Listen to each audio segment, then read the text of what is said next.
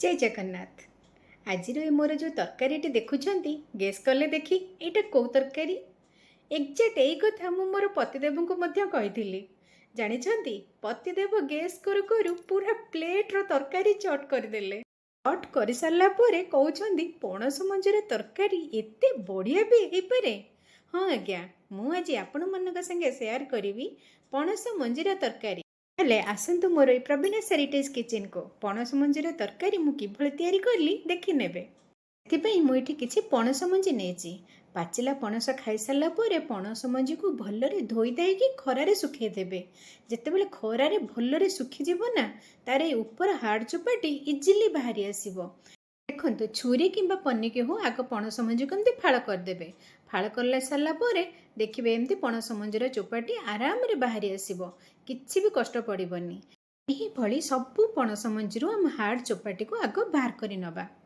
एठी सबु पणस मंजीरु मु चोपा छड़े देछि। तापर याकु आमे भलरे परिष्कार करी धोई आनिबा।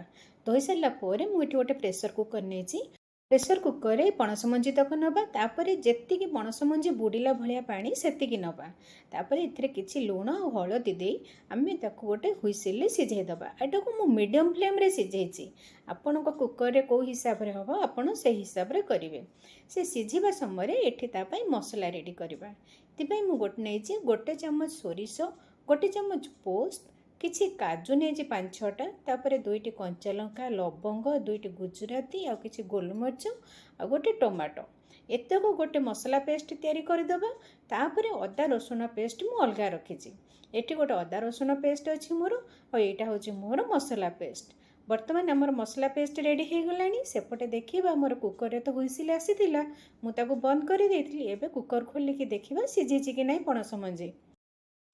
कुकर खोली सारा देखूँ पणस मंजी तो मत सिझिला भाया लगुच। ओह प्रबल गरम अच्छी। मुझे गोटे प्लेट को बाहर करके आपको चेपिकी देखा पणस मंजी आमर पूरा सिझी जाइए। बर्तमान आम यार पानी तक बाहर करदे आ पणस मंजी को अलग रखीदे। ये देखूँ मुझे पणस मंजी को सब अलग रखीदे।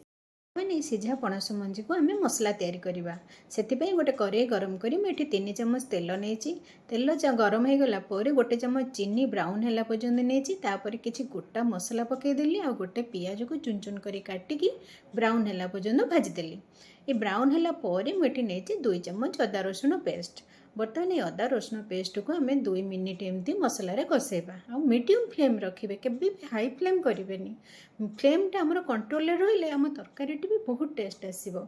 रसुण पेस्ट 2 मिनिट भाजी हो गला मुझे नहीं लंका गुंड गोटे चम्मच आ हलदी गुंड अधा चम्मच आपण हिसाब से ने टिके ताकू आम 1 मिनिट भाजीदेला जो मसला पेस्ट आम रेडी करके रखी से मसला पेस्ट को आम दबा।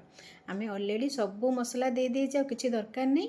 मसला में 2 मिनिट कषि सारापर मुझे रंग नहीं गोटे चम्मच काश्मीरी रेड चिली पाउडर।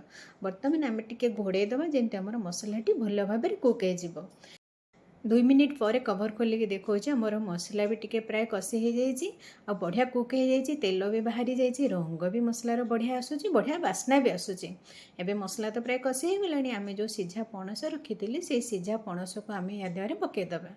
तापर ये सिझा पणस मंजी और मसला को आम एमती मीडियम फ्लेम रे 2 ରୁ 3 मिनिट कषेबा, जमी पणस मंजी सबू मसलार बास्ना को अब्जर्व कर नब। पणस मंजी सीना लुण पकईकी सिझाई किंतु ग्रेवी आम लुण पकई नथिले। बर्तमान मुझे ग्रेवी अधा चामच लुण नौचे।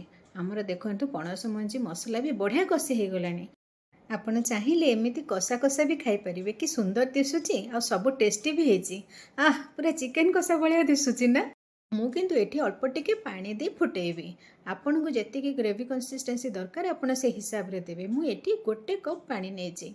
बर्तमान आमे पानी तो देछि, याकु सब मसला हेकार गोळे दबा और टिके 2 ରୁ 3 मिनिट फुटे दबा पई छाडी दबा। टिके फुटी आसिला परे मुठे आउ अधा चम्मच गरम मसला दे लो फ्लेम रे 2 मिनिट घोड़े देबे। आ 2 मिनिट पर आमर पणस मंजीर तरकारी एकदम रेडी हो जाए। मत एतिकी ग्रेवी कंसिस्टेंसी दरकार कारण यहाँ भात सांगे खाई हम, रुटी सांगे खाई हम, जो थे भी खाइबे आपन को बहुत मजा लगे। बर्तमान ये गरम गरम पणस मंजीर तरकारी रुटी सांगे हो कि भात सांगे जो थे भी सर्व करूँ बहुत भल लगे।